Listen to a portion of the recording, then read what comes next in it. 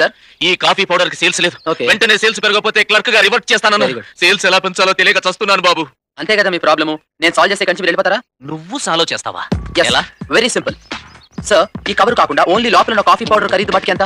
70 రూపాయలు. ఈ cover printing తో కలిపి 15. మనం రెండు కలిపి ఎంత అమ్ముతున్నాం? 100 రూపాయలు. సార్ 70 రూపాయల కాఫీ పౌడర్ ని 100 రూపాయలు అమ్మితే ఎవడు కొంటాడండి? అంటే అంటే కాదండి, ఈ కవర్ బదులు ఆర్డరీ పేపర్ కవర్ లో ప్యాక్ చేసి అమ్మండి.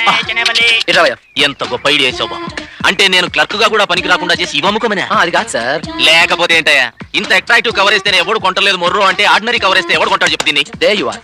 ఈ కవర్ బదులు ఆర్డరీ పేపర్ కవర్ లో మన కాఫీ పౌడర్ ప్యాక్ చేసి ఈ స్టీల్ డబ్బాలో పెట్టి అమ్ముదాం. ఈ స్టీల్ డబ్బా? ఈ స్టీల్ డబ్బా అంటే ఈ స్టీల్ డబ్బా కదా సార్, ఇటువంటి స్టీల్ డబ్బా. ఈ కవర్ కి ఎంతైతే ఖర్చు అవుతుందో ఈ స్టీల్ డబ్బా కూడా అంతే ఖర్చు అవుతుంది. అందరిది మిడిల్ క్లాస్ మెంటాలిటీ కదండి. కాఫీ పౌడర్ తో పాటు స్టీల్ డబ్బా కూడా ఫ్రీగా వచ్చింది అనుకుంటారు. ఇంట్లో మొగుడు ఒంటి మీద బట్టలేసి స్టీల్ గిన్నెలు కొనుక్కునే మన లేడీస్ మన కాఫీ పౌడర్ ని ఎగబడి కొంటారు.